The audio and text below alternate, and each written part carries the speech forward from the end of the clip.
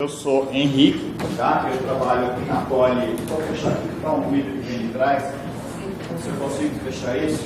Eu trabalho aqui na Poli tem uns 30 anos, mais ou menos. Não sou politécnico de formação, eu sou geólogo e trabalho na linha de técnicas de caracterização. Feijão com arroz nosso não é propriamente a parte de nanotecnologia, tá? Mas a gente lida com esse limite, né? Do que é nano e do que não é nano e como é que as coisas funcionam em nano. Para começar a explicar um pouco, tá? Aqui a gente pode ver já alguma coisa. Trouxe só o tamanho de partícula, uma peneira com abertura de 5 micron. Tá? Então, se vocês forem olhar contra a luz, vocês podem ver que essa peneira está furada. O comprimento de onda da luz é alguma coisa um pouco inferior a meio micro, então vocês vão ver como se fosse um monte de arco-íris, né? E o que a gente consegue observar ali é que existe um fechamento muito grande dessa peneira, né? Bem, aqui eu não tenho nada mais do que água, né? E eu ponho água aqui e a água não passa. Tá? Então, na hora que a gente está lidando com materiais de granulação extremamente fina, muitas daquelas coisas que tem dentro da nossa percepção mudam drasticamente. Tá? Ali nós temos uma coisa que chama-se tensão superficial. Então, a água ela tem uma certa polaridade e na hora que vocês pegarem uma peneira como essa, que deveria estar passando alguma coisa, não passa absolutamente nada. A única forma que a gente teria de conseguir fazer com que essa água passasse por aí é diminuindo a tensão superficial que tem entre ela e o metal que está ali. Essencialmente colocando algum surfactante, alguma coisa que aumentasse a condição de molhabilidade e essa água pudesse passar por essa peneira. Então, na hora que a gente está falando de nanomateriais, muda muita coisa daquilo que a gente tem no dia a dia. Então, a gente pode estar falando de nanomateriais em duas situações diferentes. Pelo que percebi aqui, a grande preocupação da grande maioria que está aqui é nanomateriais particulados, e não propriamente nanomateriais que estão dentro do estado sólido, com partículas muito pequenas que estão sintetizadas ou cristais de pequenas dimensões. Né? Então, a gente tem a condição de trabalhar com material particular ou com materiais sólidos constituídos por nanopartículas, e não vão ter problemas maiores em termos de dispersão. Se a gente for pensar em termos de caracterizar esse material, a gente pode pensar em propriedade bulk. O que é um nanomaterial? Se a gente for pensar, a grande maioria deles não são produtos que a gente vai encontrar na natureza, são produtos que estão sendo manufaturados pelo homem. Tá? De uma certa forma, a gente conhece uma série dessas propriedades. Então, existem técnicas de caracterização dessas propriedades bulk e outras que vão justamente dentro dessa nanoescala. Né? Então, o que a gente pode pensar? Qual é a composição química disso? É orgânico e inorgânico? Existe uma quantidade extremamente elevada de técnicas que vão estar lidando com composição química. Bem, se for um material sólido, qual que é a relação em termos de textura e microestrutura desse material? Como é que os grãos que estão ali dentro estão associados entre si? Né? Então vamos ter uma série de técnicas de microscopia que vão permitir a gente poder observar esse material em termos de uma magnificação bastante elevada e fazer a caracterização estrutural deles. Né? Bem, se a gente for já pensar aqui ainda numa situação bulk, a gente pode pensar em termos também de estrutura cristalina, técnica de difração de raio-x, de fotometria, ou outras técnicas com difração, sem ser difração de raio-x propriamente dito, que vão dar informação sobre a estrutura desse material. E uma série de técnicas que podem estar dando informações para a gente sobre as partículas, ou mais relacionadas diretamente com cada um desses indivíduos. Né? Então, nós vamos encontrar uma gama bastante ampla de técnicas, a gente vai poder falar de algumas poucas, né? O orgânico, provavelmente, a gente poderia selecionar uma delas para estar falando hoje à tarde. E essas técnicas vão estar lidando com propriedades bulk ou propriedades mais detalhadas, em termos das feições das partículas propriamente ditas, E a gente vai começar um pouco com essa parte de tamanho e forma, né? E isso que a gente está falando, tá? Se a gente for pegar aqui tamanho de partícula, né? Aqui de 1 micra, e a gente for vindo aqui 100 micra ou 10 micra, se a gente for olhar aqui a aceleração gravitacional, o que seria a força de atração entre esses materiais? Quanto mais fino, quanto menor o tamanho das partículas, maior a força de atração que a gente vai ter entre essas partículas, mais difícil vai ficar dispersar. A gente, na hora que quebra o material, a gente gera partículas numa escala exponencial, então o mundo está cheio de micropartículas por aí afora, só que a gente não vê isso, porque elas estão se agregando. Tá? E, de uma certa forma, essa grande vantagem de poder ter um pulmão, respirar, enxergar vocês, né? Porque senão teria zilhões de nanopartículas aqui entre vocês e a gente teria que pensar um sistema respiratório totalmente diferente daquele que a gente tem, né? Bem, então vamos começar falando um pouco de tamanho. Tamanho é uma coisa intuitiva, né?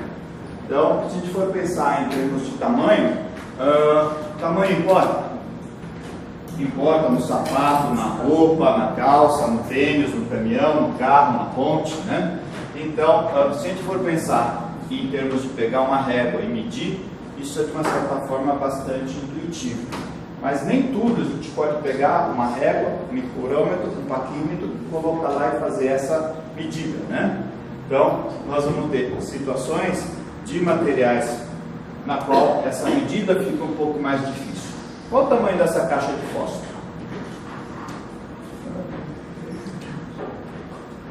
Dá para colocar um número só para o tamanho dessa caixa de fósforo? A gente pode até adotar, que nem a gente adota um número só para o sapato, mas se for lá no Japão, tem um sapato de forma estreita, forma larga. Aqui a gente só tem o pé do Zé Mané e não tem jeito, né? Você pode escolher uma marca ou outra, porque você sabe que aquela é mais confortável, a outra te aperta mais o pé, né?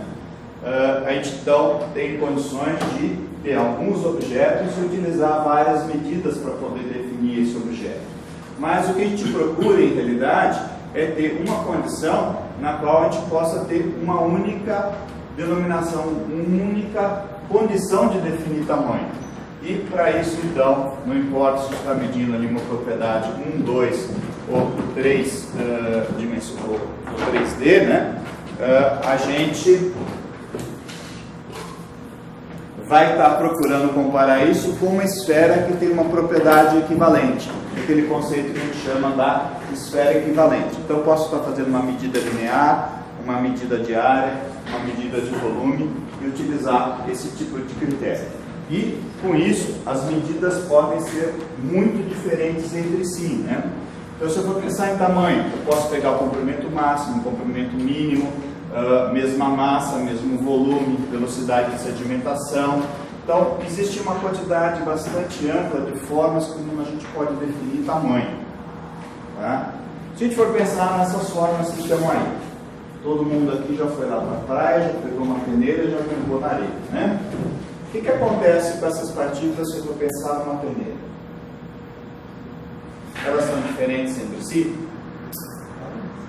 Para fins de peneiramento, elas são iguais, tá? Então, o que a gente vai ter? Se a gente for pegar uma relação de diâmetro de peneiramento, for passar isso aqui por um gabarito, todas elas vão estar passando na mesma abertura. Só que, dependendo da propriedade que a gente estiver considerando, isso daí vai dar coisa bastante diferente. O volume, se eu pegar da esfera, eu vou ter partículas que vão ter 1/10 desse volume e partículas que vão ter 5 vezes mais.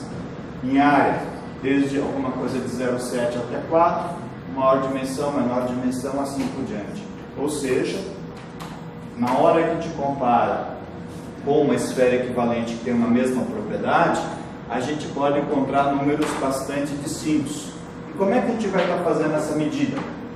Eu posso pegar uma peneira, posso pegar uma técnica de microscopia, de análise de imagem, tem técnicas de interferência de campo, alguém falou aqui de Zeta Sizer, né? Técnicas de sedimentação, técnicas de medida área de superfície específica e utilizar essas informações para fazer correlações com esferas que têm propriedades 1, 2 ou 3D semelhantes.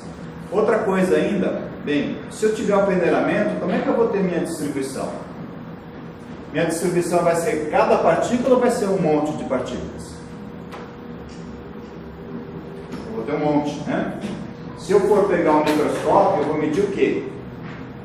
Uma por uma. Tá? Então já começa a ter até, eu posso medir uma por uma, ou pode ter alguma técnica que me dá uma informação bem grande. O que eu estou medindo? 1D, 2D ou 3D? Comprimento, volume ou área? Se eu for para o microscópio, minha informação é em número. Se eu for para o peneiramento, minha informação é em massa, porque eu estou pesando cada coisa que está em cada peneira. Então, isso aqui complica um pouco mais a vida da gente ainda, né? Então, a gente pode pensar em várias técnicas de caracterização. Algumas delas eu vou querer fracionar a amostra para poder pegar depois e fazer outra análise. Peneiramento é uma delas. Eu posso fazer uma classificação por sedimentação, ou meio fluido, seja água, seja ar, ou algum outro meio, e ter um material separado. Ou simplesmente eu estou interessado em ter a distribuição de tamanho. Para ter a distribuição de tamanho, a gente pode utilizar essas técnicas tipo análise de imagem, que seria, por exemplo, pegar até uma própria régua paquímetro.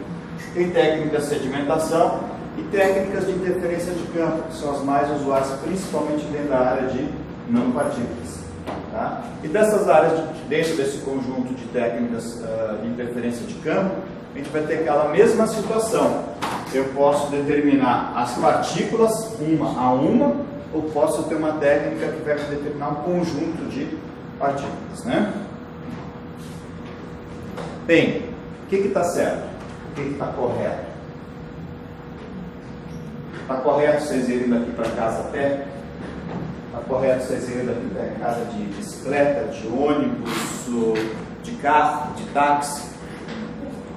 Está correto. Só que são coisas diferentes. Então, a mesma coisa se for pensar em termos de tamanho de partícula. Vão existir vários procedimentos, todos eles estão devidamente corretos, se a gente tomar os cuidados de boas práticas de laboratório, só que os resultados vão ser muito diferentes. A gente já acabou de dar uma olhada nisso, né? Então, uma das coisas extremamente importantes na hora que a gente fala tamanho é como é que eu estou medindo isso. Que tipo de diâmetro eu tenho? Que tipo de distribuição a gente está obtendo, né? E o que é melhor? Eu vou usar A, B ou C. Que técnica eu vou utilizar? Primeiro eu tenho que utilizar uma técnica que seja apropriada para aquele tamanho, né?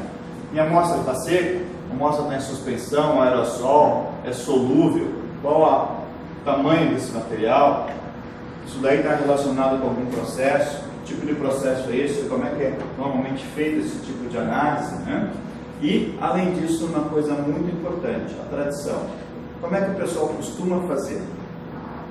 O pessoal costuma fazer de um jeito, você vai querer fazer diferente?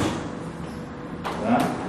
Você pode fazer diferente, você vai ter um número diferente, fica difícil falar a mesma língua depois.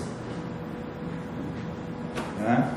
Com isso, nós vamos ter, para cada técnica, uma condição distinta em termos de diâmetro médio.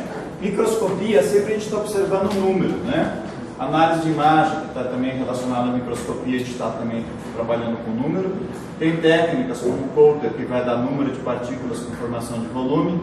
Uma muito comum, que é a parte de volume, trabalhando com laser, que é uma das técnicas mais empregadas hoje em termos de caracterização de tamanho de partícula dentro dessa faixa, a partir de 10 nanômetros, indo até questão de alguns poucos milímetros.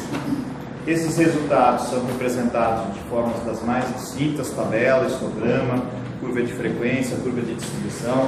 Boa parte do pessoal tem que tem, do jeito, uma certa familiaridade aqui com probabilidade, estatística, representação de resultados, né? Então, essas mesmas condições que a gente vê em termos de representação de resultados de diferentes populações, a gente vai estar utilizando para representar uma população de partículas. Por exemplo, pode ser em classes de tamanho, com menos e mais, tamanho médio, quanto você tem naquele intervalo, quanto a gente tem acima e quanto tem abaixo. Com isso, aquilo que está retido em cada classe eu posso pegar e montar um histograma. O que está acumulado, eu posso fazer uma curva de frequência acumulada acima ou abaixo, né? E a gente tem, então, as várias formas de distribuição, inclusive as curvas de frequência. Tendo aqui o tamanho, a gente pode ter lá informações sobre média, moda, mediana dessa distribuição, não é tanto a situação usual de representar isso em termos de histograma. O tamanho de partículas pode ser representado idealmente numa escala linear ou numa escala log, só que na hora que nós estamos fragmentando o material, a quantidade de partículas geradas ela responde uma terceira potência. É uma situação exponencial, né? Se eu pegar um cubo com uma aresta D igual a 1, se eu pegar a aresta D sobre 2, de um cubo eu já tenho 8. Se eu pegar D sobre 4, a gente já tem 64 cubos. Então a quantidade de partículas que estão sendo geradas, ela está relacionada com a terceira potência. Então nada melhor para representar tamanho do que sempre utilizar uma escala log, né? Então a gente pode pensar em coisas nessa linha, né? Eu vou utilizar número ou massa. Voltando para aquele slide, a gente consegue ter uma noção do que vai dar de diferença se eu fizer uma representação em número ou massa. Se eu fizer uma representação em número de partículas, eu tenho aqui 73 partículas. Essa aqui representa 1,73 avos. Se a gente for fazer uma representação em massa ou volume, isso aqui representa 1/3. Tá? Então, na hora que a gente está fazendo uma representação em número ou massa, a distribuição, seja no histograma, seja ela na forma de curva acumulativa, muda drasticamente, porque eu vou ter uma quantidade muito grande de partículas pequenas, mas que em termos de volume ou massa, elas praticamente nada representam, né? Uma partícula de maior dimensão pode deslocar isso drasticamente, toda a distribuição em termos de massa ou volume. Então vão ter várias técnicas. Eu peguei algumas das mais conhecidas, né? Então você tem uma técnica que conta partícula por partícula dentro de um eletrólito. Então nada mais do que a gente tem aqui uma solução que tem uma certa condutibilidade, um único dispositivo aqui que tem um pequeno furo e 2 eletrodos, ou seja, existe uma corrente elétrica que passa entre esses 2 eletrodos por conta da condutibilidade desse meio. Na hora que uma partícula passa por esse orifício, ela desloca uma certa quantidade desse volume, e na hora que ela desloca essa quantidade de volume, isso dá um pulso elétrico. Então, cada partícula que passa, eu tenho condições de correlacionar esse pulso elétrico com o volume dessa partícula, né? Limitação é, bem, eu tenho que analisar partícula por partícula, é um processo relativamente lento.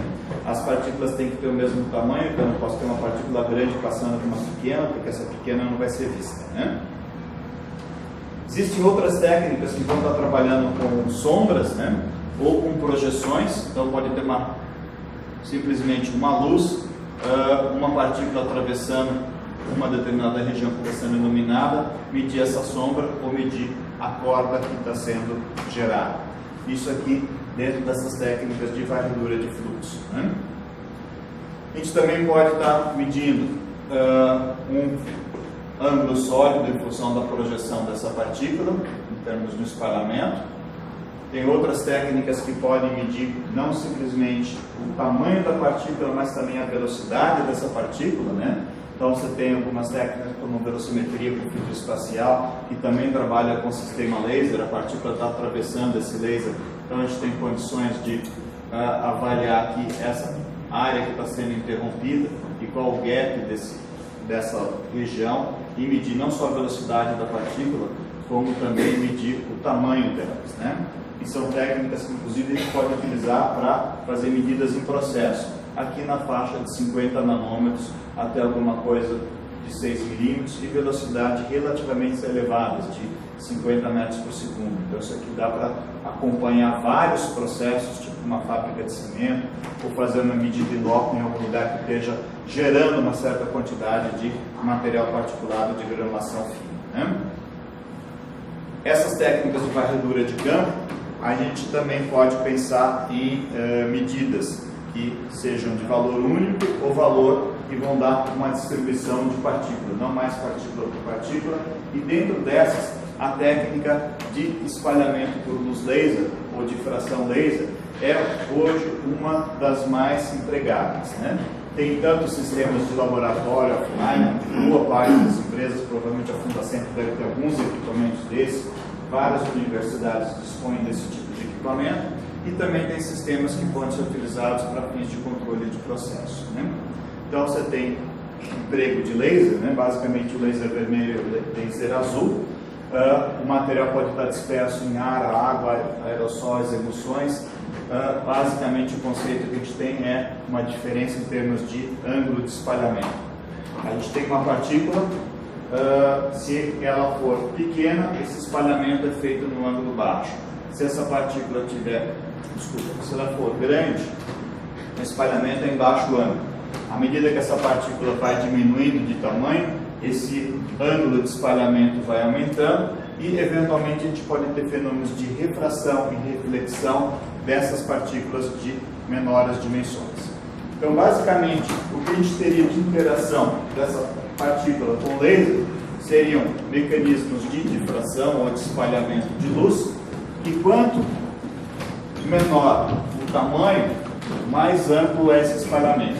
Quanto maior o tamanho, menor vai ser esse ângulo de espalhamento. Então, basicamente, a gente teria uma situação como esses cones de espalhamento aqui representado, uma partícula de 5 micras, uma partícula de 800 nanômetros. Bem, essa técnica hoje permite a gente estar trabalhando com partículas acima de 10 micrômetros, indo até alguma coisa, dependendo do fabricante, 3 milímetros ou 8 milímetros. É uma técnica extremamente rápida, com alta reprodutibilidade e que não precisa ter calibração. A gente pode analisar material em ar, em suspeição em meio líquido, aerossóis e emulsões. O conceito basicamente está aqui representado: uma fonte laser, um conjunto de lentes, uma região onde vai ter a apresentação da amostra para esse face laser e uma série de detectores que vão gerar esse espalhamento, né? Então, isso aqui pode ser trabalhado com laser vermelho para partículas acima de 50 micra, 50 nanômetros, e para um laser azul que vai estar lidando com as partículas de menores dimensões, chegando aí alguma coisa perto de 10 nanômetros. Alguém aqui já trabalhou ou trabalha com essa técnica de espalhamento de luz laser, de fração laser? Né?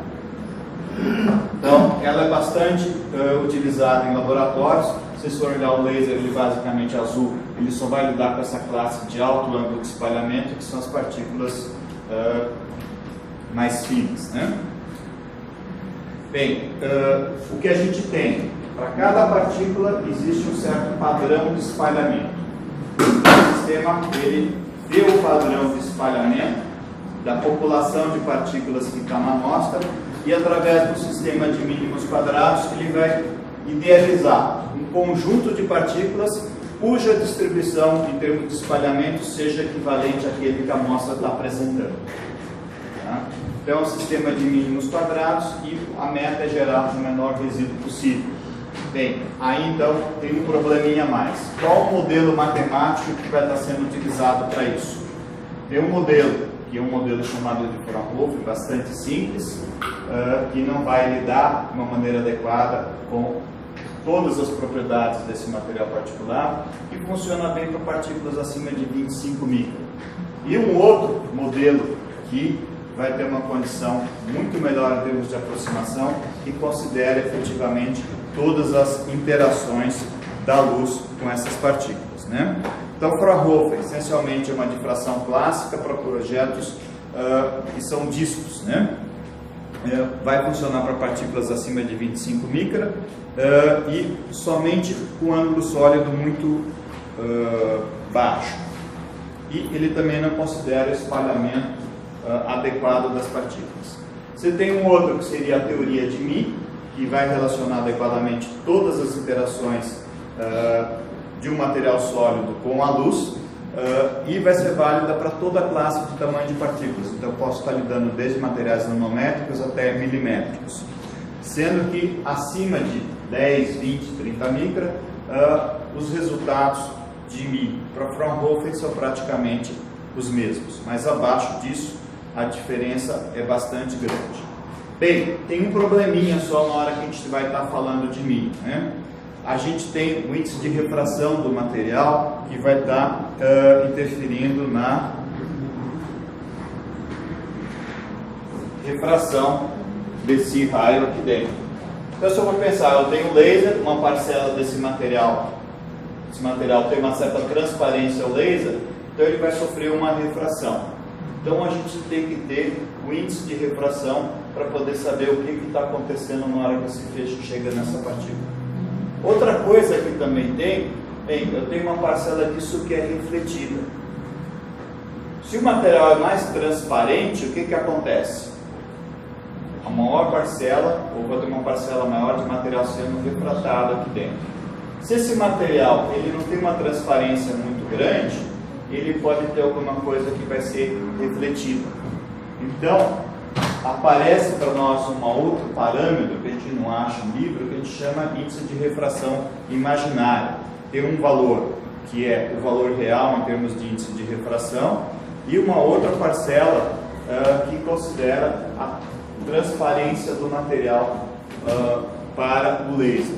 E a gente tem que lidar com esses números de uma maneira apropriada. Por exemplo, se eu tenho carbonato de cálcio micronizado, uma granulação extremamente fina, dependendo da natureza desse carbonato de cálcio, esse valor pode ser um pouco maior ou um pouco menor no que se refere a essa parte imaginária, né? E esse valor ele é muito importante para a gente poder ter uma resposta mais adequada em termos de distribuição de tamanho de partículas. Só para mostrar um exemplo para vocês, material nanométrico, aqui 1 micrômetro, 100 nanômetros. Se eu for utilizar uma distribuição de Fraunhofer, eu tenho essa curva aqui representada em azul, que vai dar um diâmetro médio de alguma coisa perto de 0,3 micrômetros. Se eu pegar uma distribuição, desculpa, o Fraunhofer está 0,65, essa aqui em vermelho. Se a gente pegar a distribuição de Mi, a gente vai ter essa distribuição aqui, que é a mais adequada para esse material, alguma coisa de 0,37. Então, se o material tem 0,37 ou 0,65 micrômetros, existe uma diferença muito grande entre essas duas formas de medir, né? Da mesma forma, na hora que a gente utiliza diferentes índices de refração, o formato da curva e da mesma forma o valor do resíduo muda drasticamente. Então, essas informações do índice de refração real a gente consegue facilmente. Índice de refração imaginário, a gente vai conseguir avaliar isso principalmente através do resíduo entre a distribuição de espalhamento real e aquela distribuição de espalhamento calculada para aquela população de partículas. Então, a gente vai utilizar tabelas, microscopia, eventualmente existem algumas alternativas se a gente tem uma flexibilidade em termos de equipamento para poder achar esse número mais adequado. Tem alguns materiais que a gente pode medir a seco, pode medir em suspensão. Outra coisa, bem, se a gente for voltar para aquele slide anterior, será que isso aqui é uma situação usual esperada para uma distribuição de partículas, essa verde? Ou se eu souber que aquele material tem um comportamento de dois materiais distintos, que é uma mistura de material particulado com uma distribuição bimodal, perfeito. Mas se não, eu vou pensar nessa distribuição azul ou nessa distribuição vermelha, né? Então esse formato dessa distribuição auxilia bastante a gente em termos da avaliação e particularmente conseguir o menor valor de resíduo entre essas duas curvas. Aqui o exemplo de um desses equipamentos, trabalhando com laser vermelho e laser azul. Se eu pegar aqui a situação do laser vermelho, tem alguns sistemas de espalhamento. Eu vou ver que eu tenho detetores aqui tipo secundários e um detetor frontal que vai ser para as partículas mais grossas. Se eu quiser também analisar um material de granulação mais fina, a gente tem uma outra fonte de laser azul e aqui um conjunto de detetores que vai estar simplesmente verificando aqueles valores mais elevados em termos de espalhamento. Então, material com granulação mais fina, eu preciso trabalhar com laser azul e laser vermelho se a gente quiser ir até alguma coisa próximo de 10 nanômetros. Se eu não estou interessado em material tão fino, eu posso trabalhar somente com laser vermelho e a análise é um pouco mais rápida.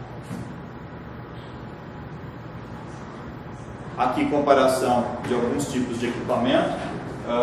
Isso aqui é alguma coisa que a gente tinha até alguns anos atrás e, como tudo hoje, está começando a encolher, né? Não que o equipamento está perdendo seu potencial, até o potencial dele é maior, mas as coisas em termos de laboratório hoje são muito mais compactas do que no passado. E aqui um arranjo de alguns equipamentos que a gente dispõe aqui, atravessando a rua do outro lado, um sistema que vai fazer análise de material até 3 milímetros, partindo de 50 nanômetros, um sistema mais novo, já mais compacto, analisando o material na faixa de 20 nanômetros até 2 milímetros, e aqui alguns dos acessórios que a gente utiliza para análise de ar, amostras de pequeno volume, amostras de dispersão em água e assim por diante. Então você tem configurações para ter uma flexibilidade bastante expressiva em termos desses equipamentos. Alguém aqui, de boa parte de vocês, lidam na Fundacentro. Como é que vocês fazem análise de aerossóis? Todo mundo aqui já usou um inseticida em casa para matar pernilongo, barato, coisa que vale. O que acontece se esse tamanho da gota for muito pequeno? Ele vai poder ser absorvido por vocês. E se essa gota for muito grande, direto para o chão, né? Então, existe uma faixa de tamanho, se vocês forem pegar, como é que o pessoal até caracteriza isso, coloca lá um monte de moscas e simplesmente coloca esse spray e vê quanto tempo ele consegue matar aquelas moscas em função do tamanho de gota. Além do que, existem normas que abaixo de um determinado tamanho de partícula, né, tamanho de gota, isso não pode existir porque isso pode afetar o ser humano. Então, essa técnica, hoje, é a técnica mais usual para se fazer análise de tamanho de partícula de aerossóis. E aerossol está tomando cada vez mais conta da nossa vida, né?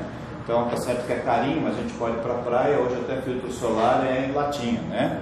Não preciso mais uma menina bonita para passar aerossol, passar o bronzeador nas minhas costas. Basta uma latinha naquele calor, vem aquele geladinho que é bastante refrescante, né? Então, existem técnicas que a gente precisa ter para poder fazer essa caracterização. Por exemplo, eu posso já pensar numa outra coisa. Tem gente aqui da área médica. Como é que eu posso fazer uma quimioterapia ou uma radioterapia fazendo com que o princípio ativo chegue dentro dos alvéolos? Eu tenho que ter gotas muito pequenas que são respiráveis. Então você tem que ter um sistema de nebulização com partículas menores do que 3 microns. Tá? Da mesma forma, essa técnica, você pode ter um sistema de nebulização, você tem água, um soro fisiológico e coloca um produto radioativo, você consegue fazer com que você vá ter uma radioterapia atuando lá diretamente, por exemplo, nos alvéolos. Como é que você caracteriza isso? Você está deixando esse material radioativo no nariz ou você está mandando isso lá para dentro do pulmão do cara? Que é o que a gente tem interesse numa situação dessa, né? Da mesma forma, tem nebulizador ABCD. Qual deles vocês vão comprar? Aqueles com sisteminha de ultrassom, aqueles outros, ou seja, qual a distribuição de tamanho de partícula que a gente tem? Quando a gente compra um sistema de nebulização, não está lá o tamanho de partícula que aquilo gera, mas isso tem uma implicação muito grande nessa inalação que a gente está fazendo, né? Existem também alguns sistemas nessa mesma linha que podem ser empregados para controle online, que não é o caso de vocês, mas existem alguns equipamentos que a gente pode estar falando de materiais de 100 nanômetros que podem estar controlando o processo. Então, isso pode estar eventualmente sendo empregado na indústria cimentícia, indústria farmacêutica, seja dentro da linha de produção, seja online, seja com todo o dispositivo empregado ali, de tal forma que vocês podem estar medindo o tamanho de partículas no próprio processo de fabricação, né? Uma outra técnica que a gente pode estar falando é a análise de imagem. A análise de imagem traz para a gente uma série de informações a mais, além daquela que é a distribuição de tamanho, né? Então, a primeira coisa que a gente vai ter em termos de análise de imagem significa que alguém foi lá, fotografou alguma coisa, e além do tamanho, eu também posso pensar em diferença de forma. Então, existem hoje equipamentos, ou a gente pode utilizar até dispositivos de microscopia com um sistema de digitalização, hoje câmera fotográfica, quase todo celular tem. A gente tem condições de digitalizar essa informação e, a partir daí, então, fazer medidas em termos de tamanho e morfologia. Então, isso pode ter sistemas desde uma escala macroscópica de materiais centimétricos a decimétricos, pode estar acoplado no microscópio óptico, alguns desses sistemas de microscopia óptica vão estar lidando com partículas submicrométricas, pode estar trabalhando com microscopia de feixe de elétron, ou seja, microscópio eletrônico de varredura, ou microscópio eletrônico de transmissão, além de alguns sistemas que a gente chama de análise de imagem dinâmica. Sistemas que vão estar adquirindo uma quantidade muito grande de imagens por segundo e com um computador bastante potente vai estar processando essas informações, né? Então, tem alguns dispositivos estáticos, na qual tem o suporte de amostra e um tipo de microscópio para poder fazer essa avaliação, e outros sistemas onde a gente tem um sistema de câmera com iluminação do material, e esse material simplesmente passa na frente de uma câmera, né? Primeira coisa é, eu tenho que colocar a amostra para poder ser visualizado. Primeiro grande drama na hora que a gente vai ficando com material de granulação mais fino, é conseguir dispersar isso. As partículas vão tender a se aglomerar e essa imagem de material disperso fica cada vez mais difícil, né? Segundo, eu tenho que capturar essa imagem, tem várias formas de fazer isso, nada mais do que pegar um dispositivo óptico e colocar isso dentro de uma câmera. Depois a gente tem que pegar cada partícula e separar efetivamente o que é o contorno dessa partícula do fundo com uma determinada resolução. Quantos pixels vai estar representando aquela partícula? Se forem poucos pixels, a gente tem condição de pegar e ter uma informação de tamanho. Se a gente já tiver uma condição mais expressiva em termos de quantidade de pixels, eu posso também ter uma informação de forma. Qual que é a relação de aspecto? Maior dimensão em relação a menor.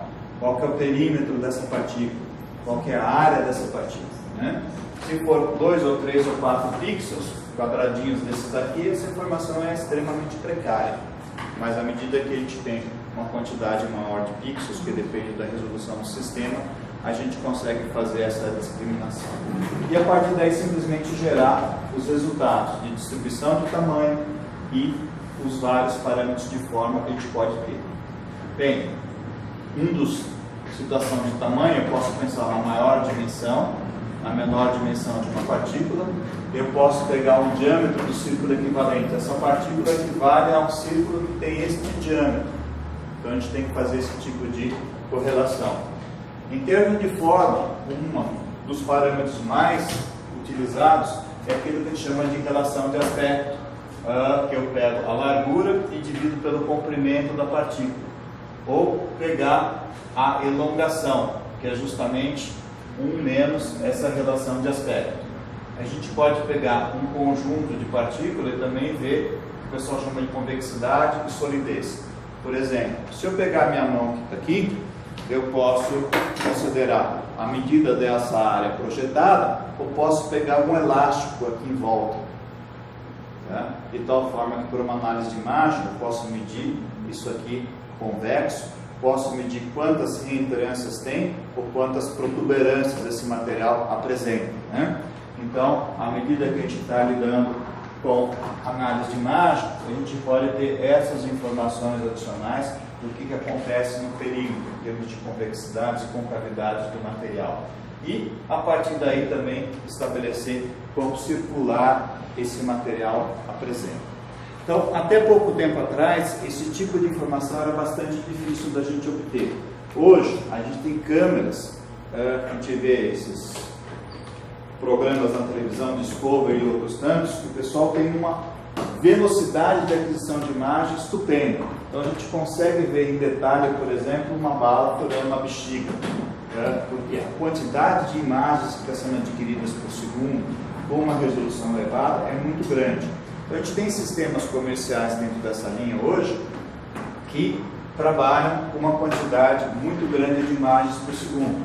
Então, aqui, por exemplo, uma situação onde a gente tem um microscópio e esse microscópio, em questão de alguns poucos minutos, a gente consegue analisar de 10 mil a 500 mil partículas.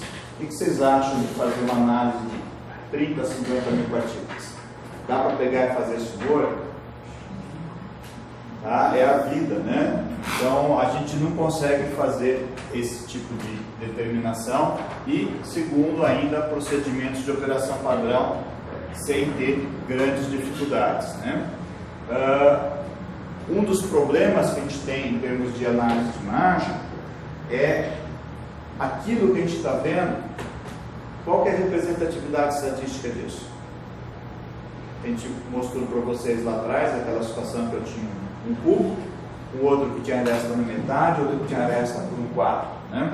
Então, se a gente pegar uma partícula, tá, de 10 micrômetros, a gente consegue colocar ali, se eu pensar um cubo, uma partícula de 10 micrômetros, a gente consegue colocar ali dentro 1000 micrômetros, 1000 partículas de 1 micrômetro. Tá? Se eu for pensar em 100 nanômetros, são 1 milhão. E à medida que essa quantidade vai diminuindo, esse número cresce. Então, na hora que a gente está falando em termos de quantidade de partículas por imagem, a gente precisa ter um número bastante robusto. Então, as técnicas de análise de imagem dinâmica, elas estabelecem normas ISO que a gente precisa ter 1 milhão de partículas. E para ter 1 milhão de partículas, a gente demora 3, 5 minutos, a depender do equipamento.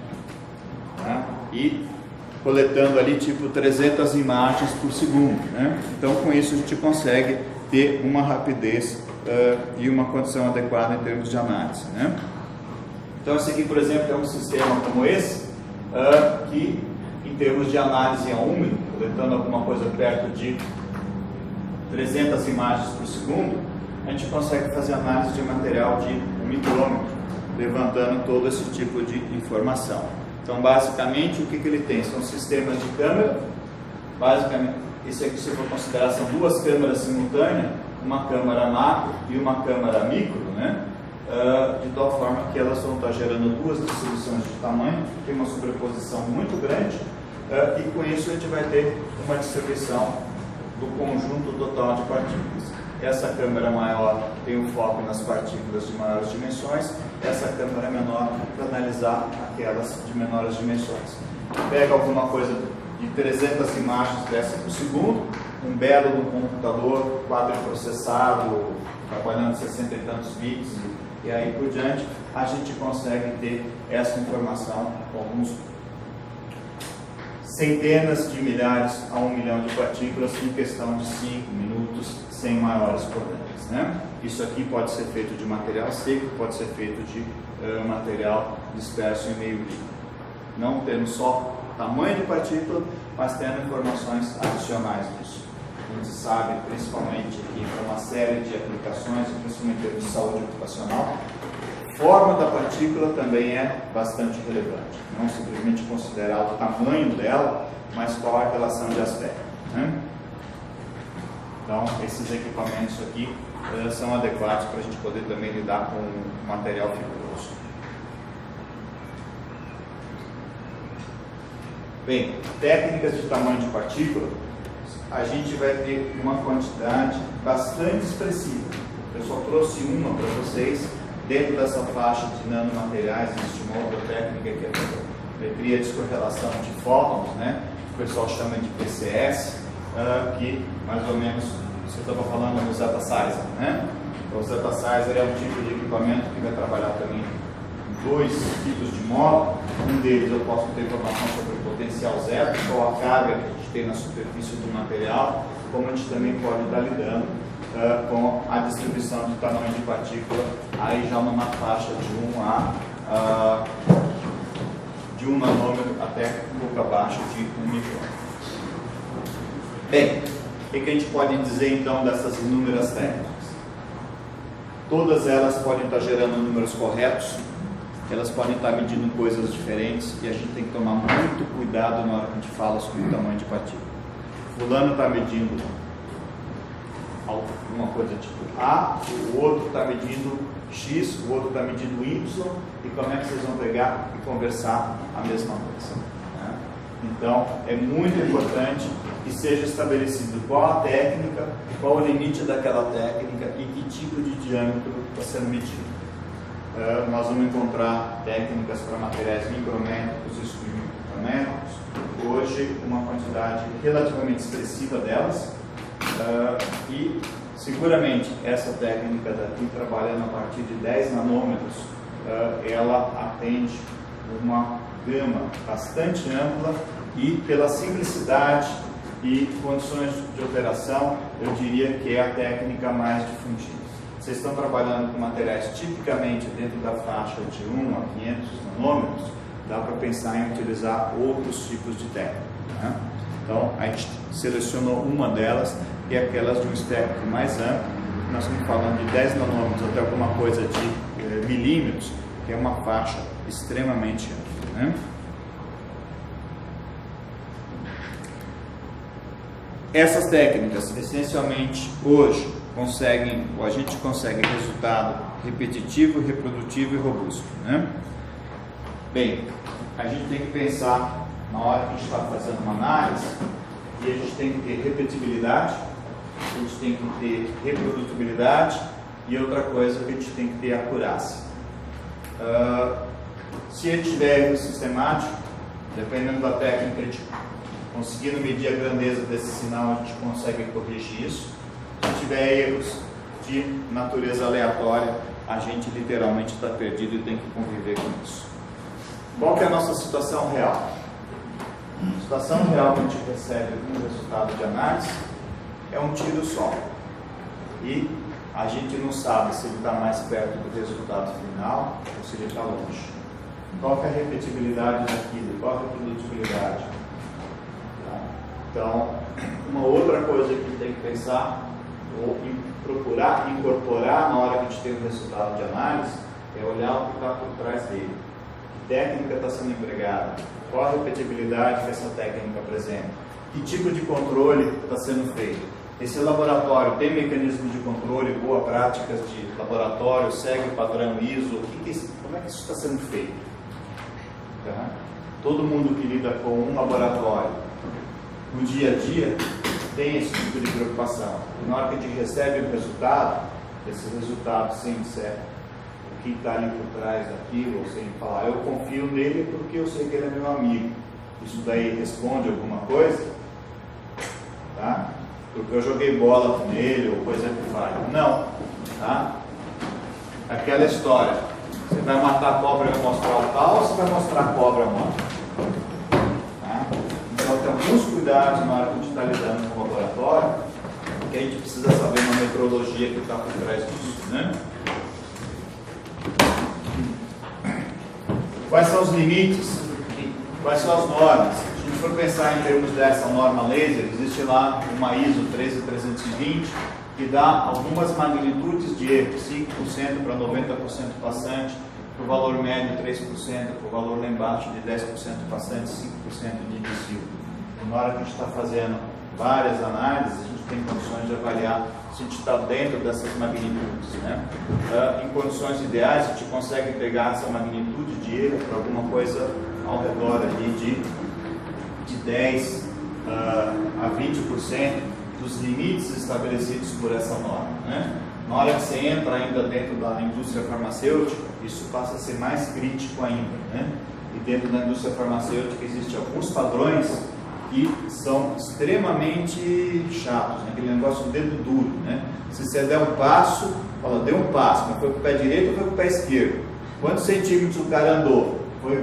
Quantos graus ele colocou o pé para lá ou para cá? Então, na hora que você entra na indústria farmacêutica, né, é um passo de tantos centímetros, o ângulo do pé, não sei das quantas, ele apoiou o pé, assim, ou seja, primeiro a ponta do pé, depois o calcanhar. Todo esse nível de informação tem que estar registrado dentro do sistema. Não que a gente receba tudo isso, mas essa informação obrigatoriamente tem que estar lá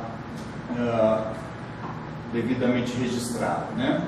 Outra coisa, vamos pensar numa situação, fugir totalmente disso. O Brasil hoje é um dos maiores produtores de minério de ferro. Carrega um navio aqui, 300 mil toneladas, e essas 300 mil toneladas vão chegar lá na China.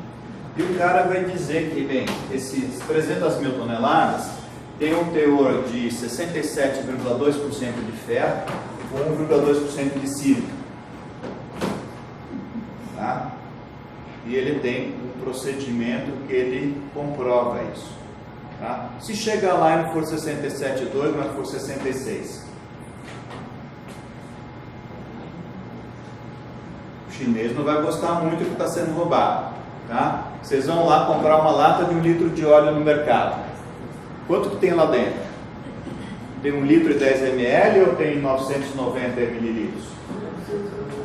Tem 990 porque é o limite que a legislação permite. Então, o produtor, o fabricante está justamente trabalhando dentro dessa margem, ele tem que ter aquela acurácia e tem que ter aquela repetibilidade e reprodutibilidade para poder encher a lata com 990, porque se tiver 989, recolhe tudo. Tá? Então, a gente tem que tomar determinados cuidados, procedimentos, e um dos principais, um dos mais problemáticos é justamente a representatividade. Como é que a gente vai analisar um determinado material?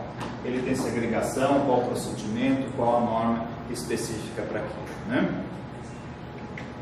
Na hora que a gente for fazer análise, bem, como é que eu vou pegar esse material aqui e colocar isso aqui adequadamente disperso? Como é que eu vou fazer, por exemplo, uma imagem de várias partículas que estão se tocando uma com a outra, e na hora que a gente for fazer análise, tudo isso aqui vira uma coisa só? Então, são cuidados e procedimentos que têm que ser estabelecidos. Não importa se a gente está falando de nano, se a gente está falando de partículas maiores. Tá? A gente sabe que, se for nano, nós estamos ferrados. Tá? Por quê? A força de atração entre essas partículas é extremamente elevada. Quanto mais fino, pior. Do ponto de vista de saúde ocupacional, excelente. Tá? Porque esse material nano, ele não vai ficar por aqui. Ele vai encontrar uma outra partícula maior e vai grudar. Tá? E vai grudar com uma força extremamente elevada. Então a gente não espera encontrar material nano disperso no ar. A gente encontrar partículas de abaixo de 3 micras, precisa ter um ambiente muito sujo para a gente poder encontrar material de granulação dentro da fração respirável. Quanto mais fino for, tá, mais difícil vai ser encontrar isso. Lidar com produto farmacêutico ou com produtos que a gente possa ter uma absorção, aí a situação fica bastante complicada. Eu me lembro uma vez que a gente estava lidando não nessa faixa de nanômetro, mas todo mundo aqui já tomou uma bezetacil na vida ou coisa parecida. Bem, pensa no tamanho do grão desse antibiótico que vai ser feito uma mistura com água e vai ser colocado dentro do traseiro ou do braço de vocês, né? Se esse grão estiver grosso, o que que acontece?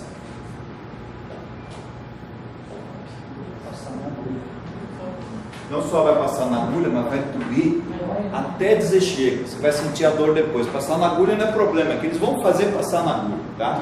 O problema é o que vai doer depois. E se tiver uma granulação mais fina?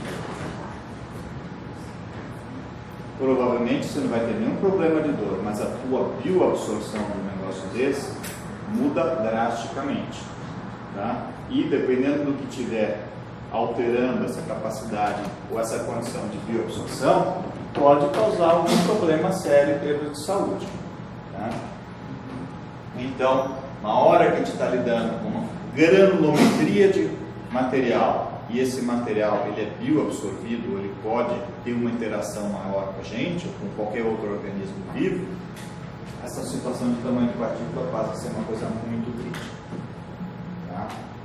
Porque isso pode causar algum tipo de choque, algum tipo de reação com uma consequência que pode ser uma irritabilidade, pode ser alguma coisa mais séria, tá? Eu não sou da indústria farmacêutica, mas eu conheci algumas pessoas que lidam com isso. Bem, filtro solar. Tem material particulado em filtro solar justamente numa escala nano. Tem algumas pessoas que desenvolvem uma irritabilidade maior com o filtro solar. Tá? O cara do correio, o correio pega e entrega o filtro solar para ele. Tá? Se entregar o filtro solar A, B, C ou D, será que o funcionário não pode ter algum problema? Tá? Então, sempre aquela história, o melhor é mais barato que o patrão, né? Mas muitas vezes a gente tem algumas situações que podem ter algum tipo de problema.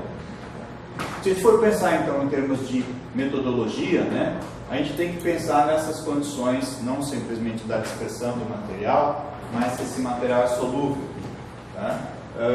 Se vai ter dissolução, aspectos de aglomeração, sedimentação, quebra dessas partículas. Então, se eu for pegar um produto farmacêutico, dependendo do que for esse produto farmacêutico, está aglomerado ou não está aglomerado? A gente tem que desaglomerar isso. Compostos orgânicos se rompem muito mais facilmente do que materiais inorgânicos, por conta do tipo de ligação que a gente tem lá. Então, a gente pode estar quebrando aglomerado ou pode estar quebrando as partículas, né? Então, para material abaixo de 20 micra, essa situação de dispersão começa a ficar cada vez mais crítica, né? E como é que a gente faz isso? A gente conseguiu molhar adequadamente essa tela metálica? Deu para molhar isso? Se tivesse molhado, a água passava, tá? Então, uma das primeiras coisas que a gente tem que pensar é, bem, como é que a gente consegue molhar? A gente toma banho com água ou com sabão?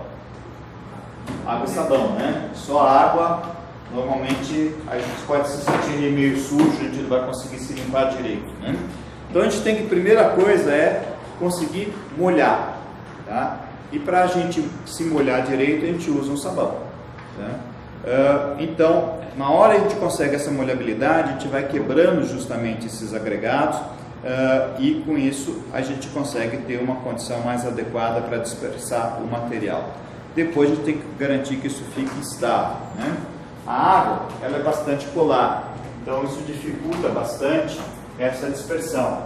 Bem, a gente pode utilizar vários outros produtos para fazer essa análise, a depender do tipo de material. Então, tem materiais que a gente analisa em água, alguns a gente pode utilizar álcool, posso utilizar um ácido orgânico, posso utilizar alcanos, tá? Materiais com uma cadeia maior, essencialmente no sentido de conseguir uma dispersão mais adequada. Cada material tem lá uma condição de dispersão, né? Outra coisa que a gente também pode lidar é com aquilo que a gente chama de carga de superfície, que a gente chama de potencial zero. Todo material tem uma carga na superfície. Alguém aqui já pegou um pedacinho de papel e brincou com o pente que você esfregou na calça? O que aconteceu quando vocês fizeram isso quando vocês eram crianças?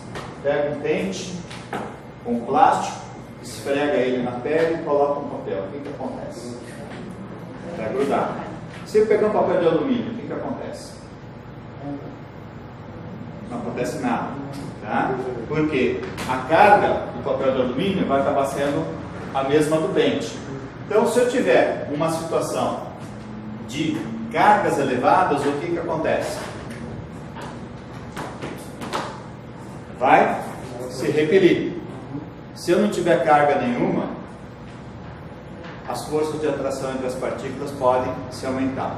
Então, basicamente, o que a gente tem, que a gente chama de potencial zero, né, seria o potencial que tem na superfície do material. Isso regula a condição de a gente dispersar ou de agregar esse material.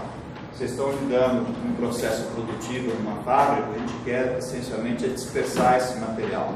A gente quer minimizar a quantidade de material particulado, a gente pode estar querendo então deixar esse material, fazer uma filtragem, seja lá o que for, eu vou aglomerar essas partículas se eu estiver dentro do meio líquido. Isso é função de pH e é função também de outros agentes químicos que possam estar, determinados elementos químicos, íons, podem alterar drasticamente essa condição de potencial zero, né? Todo mundo toma banho aqui em São Paulo. Hoje vocês tomaram banho aqui em São Paulo, os que são de fora. Alguém aqui mora num lugar que tem água mais dura?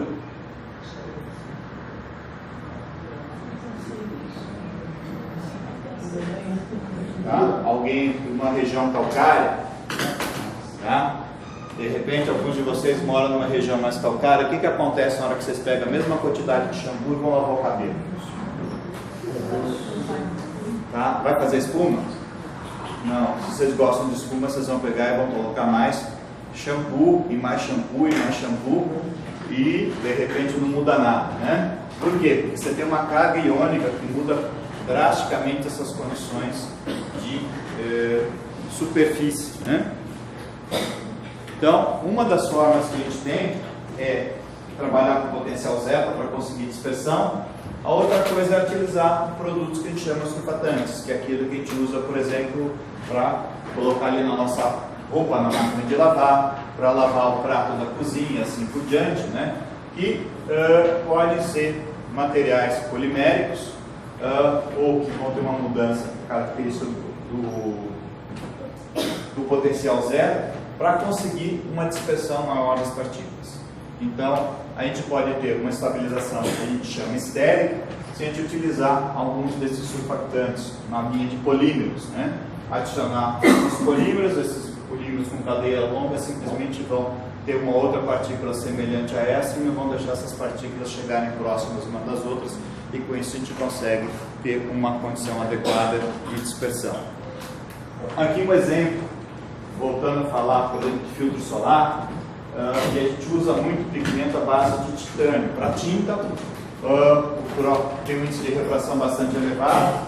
Boa parte desses filtros solares, da mesma forma, também vão utilizando lá TiO2 num tamanho de partícula perto de 0,5, 0,7 micrômetros, né? É um material que, para fazer análise, é um inferno. Granulação bastante fina, para a gente conseguir dispersar isso é bem difícil. Se a gente colocar um surfatante numa pequena quantidade, a gente não consegue um resultado satisfatório. A gente vai chegar a um ponto na qual a gente consegue uma boa dispersão e depois a gente vai ter uma outra situação que, se colocar demais, a gente volta a ter esse material num sistema aglomerado, basicamente que já floculado. Então, aquela história, pouco não é bom, muito também não, e a gente tem que achar essa condição adequada em termos de dosagem de surfatante, né? Bem, eu gostaria de saber algum comentário, bem, deixar a situação bem aberta. O que vocês acham de tamanho de partícula? Pelo jeito é um dos problemas mais sérios de vocês, em termos de nanopartícula, de caracterizar tamanho. Eu tinha preparado somente isso, eu gostaria de ouvir alguns comentários ou alguns questionamentos em termos de tamanho de partículas.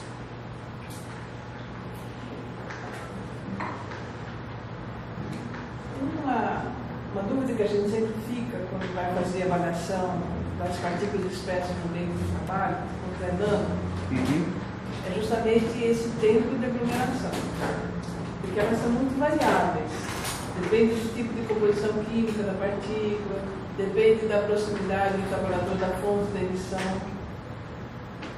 Então, essa aglomeração, ela é rápida, tá? E tão mais rápida quanto menor for o tamanho da partícula. Mas, por exemplo, se as partículas estão, se a concentração ambiental é baixa, eu estudei uma relação, um estudo falando que quando a concentração ambiental das partículas é alta, ela dura milissegundos. Sim, porque uma está em contato com a outra, ou seja, a questão de contato. Isso. Quanto maior a quantidade de partícula, mais chance ela tem de encontrar outra, e menos com isso ela fica livre. Cresce o agregado e ela colapsa. Mas se a concentração é baixa, ela pode chegar no minuto no ar. Pode. Tá? Então essa é uma grande dificuldade que a gente tem de avaliação de risco. Mas o que acontece? Quando essa concentração é baixa, provavelmente ela já está num nível que, em termos de risco, é extremamente baixo. O problema depende inclusive da natureza dela. Se 8 horas por dia, 5 dias por semana, com a mesma fonte, ele tem um acúmulo no organismo. Ele pode ser baixo se você for medir naquele minuto. Sim. Mas ele vai trabalhar a vida inteira naquela situação. E a gente tem um outro problema. Ele vai respirando e vai acumulando no organismo, né? Tá, aí você precisa ter um sistema de medida de partículas, não só medida, mas contagem de partícula em loco, que a grande maioria das instituições não tem, e que eu não sei nem se a legislação hoje tem algum tipo de dispositivo para medir isso. E aquilo que se utiliza de controle individual ela vai medir a quantidade total de fração respirável, né? E essa fração respirável dele, o que é, como está, é sílica na forma quartzo, tridimita, cristobalita, ou vai ser totalmente diferente, tá? Você tem material carbonoso lá dentro, ou seja, a característica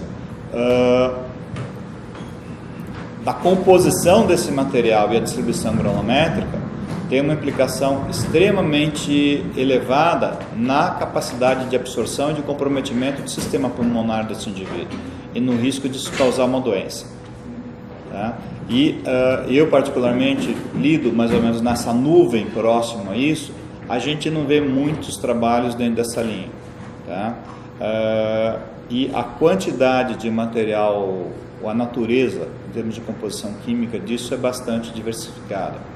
Há um tempo atrás, a gente até esteve fazendo um trabalho utilizando microscopia eletrônica de varredura, caracterizando quimicamente tecido pulmonar e avaliando a composição dos contaminantes que foram parar dentro do pulmão, tá? Então, acho que vocês veem TV Cultura, né? O Pepino, e o grupo de pesquisa dele teve um caso de um trabalho de doutorado que a gente fez sistematicamente uma quantidade extremamente elevada de análises procurando caracterizar material particulado em tecido pulmonar, tá? E a composição essencialmente é na base de sílica, mas com variações bastante elevadas, e depende daí da onde o indivíduo também morava, né? Tá? E o nível de tamanho de comprometimento disso, a gente não vê trabalhos mais sérios ou detalhados em termos dessa relação causa e efeito, até que ponto se vai. Você pega um doente ou uma pessoa incapacitada, ela vai te autorizar a tirar um pedacinho do pulmão dela para fazer o estudo? É muito difícil, tá? Então, muita gente trabalha com pessoas que tiveram necessidade, que foram a óbito ou qualquer outra situação dessa, para utilizar esse material para estudo, né? Então, você sabe que aquilo causa um efeito, estatisticamente você tem um comprometimento respiratório, mas até que ponto você tem um limite ou não, você coloca uma margem de segurança, que é o que a legislação procura fazer. Tá? Como, se tem mais ou menos partícula, que tipo de dano vai causar, muita gente está exposto dentro da própria cidade a essa mesma condição que o indivíduo ou trabalhador está durante aquelas 8 horas por dia durante a semana. Então, se você for olhar uma situação, vamos pegar uma situação de mineração, por exemplo. Ele aguenta 1 ou 2 horas de estrada de terra por dia e de repente está comendo mais pó na estrada do que dentro do trabalho. Dentro do trabalho é explosivo, que está dando partícula, né? Sim. Não necessariamente. Então, Tá. a situação Não é uma coisa muito clara em termos de o que a gente tem na hora que você fragmenta um material, você gera uma quantidade muito grande de nanopartículas, mas a aglomeração delas é bastante rápida. Quando você tem muito pouca, você tem uma condição de dispersão maior. Então depende da natureza desse material e da condição ambiental, que é bastante complicada. E depende também da desaglomeração dos líquidos do corpo. Sim. Você pode se respirar aglomerado e desaglomerar com o líquido do pulmão, com o sangue, enfim. Uhum. Quer dizer, não é só porque ela está respirando aglomerado que vai fazer mal. Ela pode desaglomerar no organismo e facilmente vai... Bem, as vias respiratórias, elas vão segurar boa parcela desse material aglomerado, tá? Então, em realidade, nós temos muito material aglomerado, mas boa parte desse material acima de 3 micra, isso tudo acaba ficando preso dentro das vias respiratórias. Mesmo aglomerado, ele não pode estar na escala não ainda? Pode, mas a tendência que a gente tem é... Se for olhar, o que é a força gravitacional? Força gravitacional, nós estamos falando de partículas, atração entre partículas, que seria equivalente à força gravitacional, está alguma coisa ali perto, se não me engano, de 20 micra, tem até um slide desse. À medida que isso vai diminuindo, se você pegar partículas de 1 micrômetro, a força que você tem de atração entre essas partículas é muito maior do que já a força gravitacional. Tá? E quanto menor, maior vai ser a força de atração entre elas. E a alta vai funcionar com É um filtro. a penetração dela cada vez menor para essa situação. Mas aí, o que você está querendo dizer é que você acaba dando um peso maior para a quantidade, a produção de nanopartículas, do que propriamente do tamanho em termos de difusão. É isso que você está querendo dizer? Na hora que você fragmenta alguma coisa, a quantidade de partículas pequenas que você gera, ela é bastante expressiva. Depende do processo que está sendo feita essa fragmentação. Mas a agregação delas é muito grande. Tá? E chega um determinado momento que para você quebrar coisas pequenas, fica muito difícil. Como é que você consegue ter um mecanismo para quebrar uma partícula de 1 micrômetro? É muito mais fácil você quebrar uma partícula de 1 milímetro. Tá? Os processos de comunicação que a gente tem chega a um determinado ponto que você, ao invés de continuar diminuindo, você começa a ter aglomeração e eventualmente até sinterização. Se a gente pegar, por exemplo, um carbonato, a gente começa a moer carbonato, a gente vai diminuindo o tamanho de partícula, depois você continua insistindo nessa moagem, chega uma hora que o negócio começa a aumentar o tamanho. A gente está começando a promover a energia que a gente coloca, começa a juntar essas partículas. E aí não é um processo simplesmente de aglomeração, já é sinterização. Isso daí começa a formar novas partículas e a partícula começa a crescer. Então, se a gente for olhar, dificilmente a gente consegue ter partículas geradas em processos industriais numa granulação muito fina. Você tem que ter sistemas de micronização que consomem uma energia absurda, e a quantidade de energia no processo de comunicação para gerar partículas de 1, 2, 3 micra é muito grande. E basicamente esses dispositivos são jatos de partículas uma contra a outra numa granulação bastante fina e já um nível de energia extremamente elevado.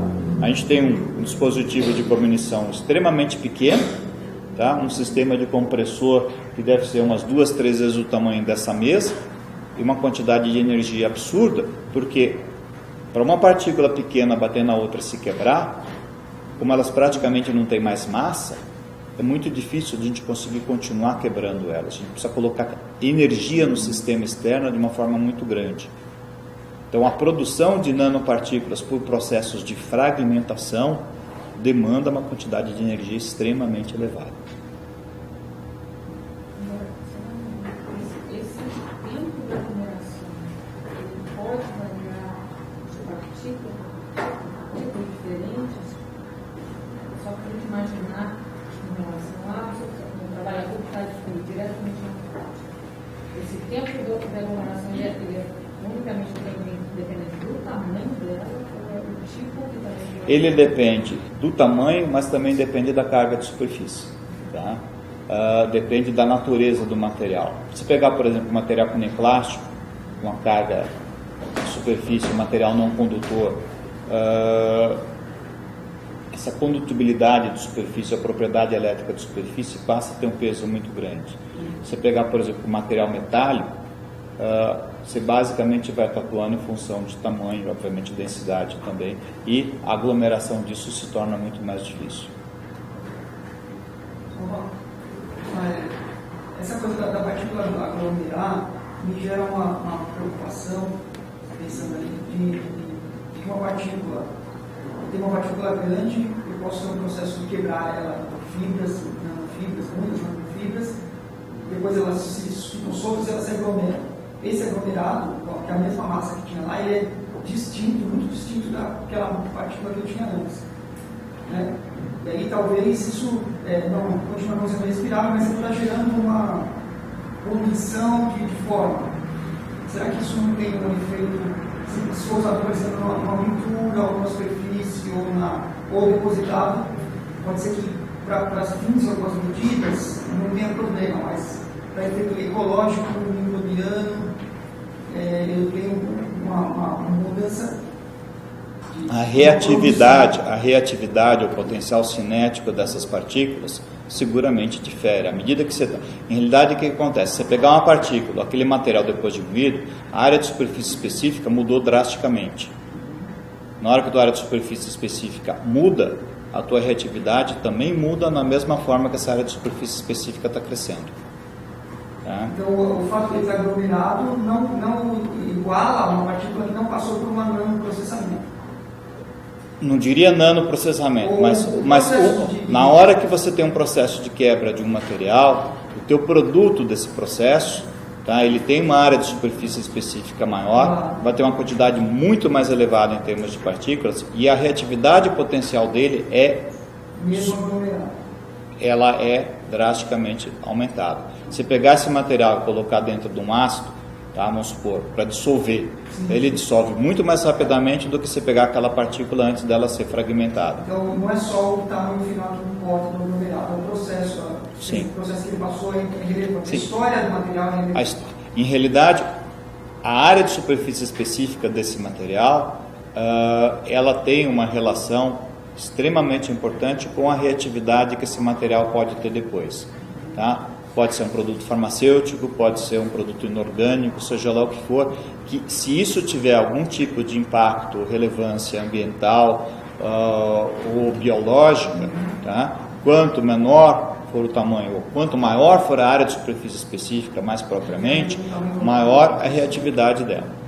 Outra questão, nessas metodologias, você apresentou várias metodologias de medição, né, de caracterização. Tá? Como são atrelada a elas protocolos de segurança para os técnicos do laboratório? Porque você vai estar lidando com o processo de coleta de amostras, né, em ambientes que primeira coisa, você está lidando com... Quando o material é muito pequeno, granulação muito fina, abaixo de 20 micra, você não vai estar com esse material disperso. Tá? Você simplesmente pega uma pitada e faz análise disso. Alguém aqui já entrou dentro do laboratório químico? Tá? O cara está o dia inteiro com o saquinho na mão, enfia a espátula e coloca num cadinho. Fica fazendo isso o dia todo. E aquilo ele não respira. Porque a granulação daquilo é 50% menor do que 10 micra. A aglomeração daquele material é muito grande. Tá? E a gente não vê nenhuma queixa dentro de um laboratório químico de pessoal que está pesando a amostra. E esse material particulado está em uma quantidade muito grande e numa granulação extremamente fina que não vai... E você não pode ter a circulação de ar exacerbada no lugar que você tem uma mesa de pesagem. Tá? No lugar que você tem um equipamento de laboratório, você vai pegar um material fino para fazer uma análise por tamanho de partícula, você não vai ter esse tipo de problema. E tua análise vai ser feita dentro de um... Normalmente, quando você tem material muito fino, você não faz isso em ar, você faz isso dentro de uma dispersão dentro do líquido.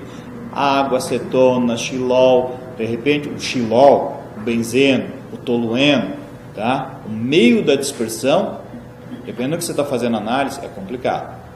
Tá? Porque muitas vezes a gente lida com aromáticos, para fazer essa análise, dependendo do que for, você tem uma condição adequada de você ter um material que não reage com a amostra e que tem uma condição mais adequada de dispersão. A água, muitas vezes, por conta da polaridade dela, não é o melhor meio para você fazer uma análise de tamanho.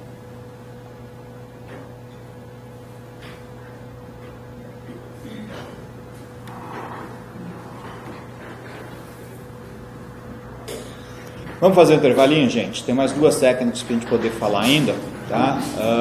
Foge um pouco dessa situação de tamanho. Uma técnica é mais bulk, que seria a parte de difração, de poder identificar que tipo de fase e se a gente for pensar hoje em termos de material particulado, na hora que você tem um material particulado dentro do filtro, se quiser fazer uma análise quantitativa do que está lá dentro, a difração de raio-x é a ferramenta que vai dizer quanto você tem de sílica na forma quartzo, quanto você tem sílica na forma de feldspato, ou tridimita, cristobalita ou qualquer outra coisa. Tá?